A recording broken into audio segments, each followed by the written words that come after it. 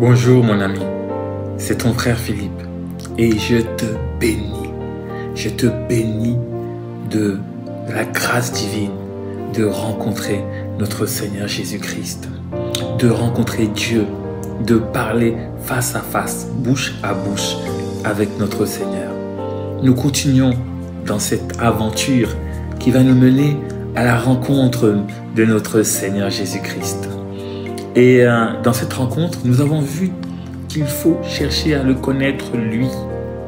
Quand tu pries, demande au Seigneur une révélation de sa personne, de chercher à le connaître davantage. Nous avons vu que c'est une décision, le processus de la décision, décider de chercher Dieu, nous engage personnellement, nous permet de suivre ce chemin de la quête de Dieu. Oh, qu'il est merveilleux de rencontrer notre Dieu, qu'il est bon, qu'il est rempli de faveur, de grâce pour ta vie. Rencontrer ton Père, il n'y a rien de mieux. C'est celui qui a créé le ciel, l'univers, les océans, les animaux. Il a tout créé. Il est magnifique et il est merveilleux. Et c'est notre Père et nous voulons être en communion avec lui. Et aujourd'hui, nous allons voir que pour être en communion avec lui, il faut fuir le péché. Nous devons fuir le péché, se détourner du mal, se détourner de la jalousie, des regards hautains, de l'orgueil.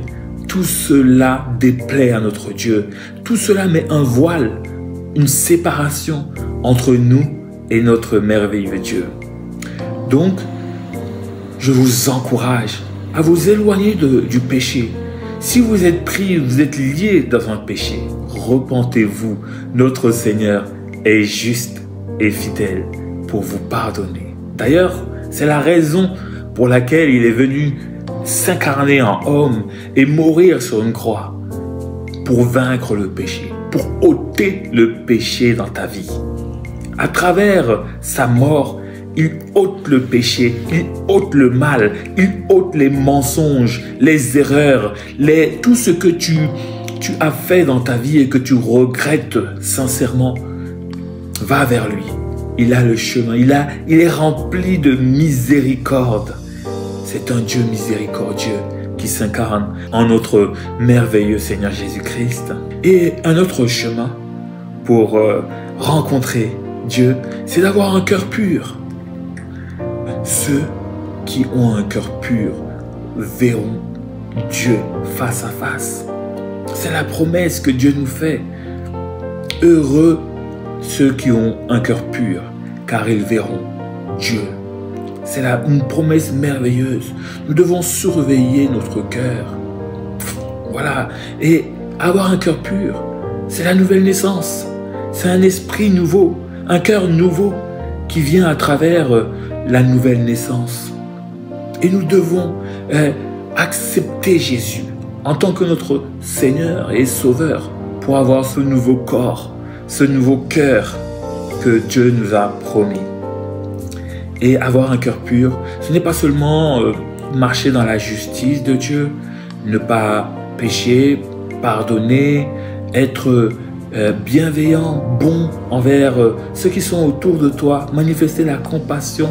Ce n'est pas seulement tout cela, mais avoir un cœur pur. C'est un cœur qui est rempli d'espérance.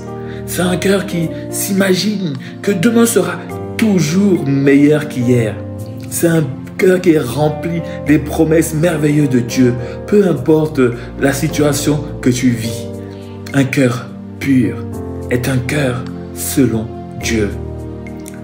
Et Dieu a des merveilleux plans pour ta vie. Cherche à avoir un cœur pur. Purifie ton cœur à travers sa parole. Lis sa parole. Ça va te purifier, laver, ça va te sanctifier. Cherchons à avoir un cœur pur devant notre Dieu, afin de voir sa face, afin de parler avec lui, bouche à bouche. Demeure béni.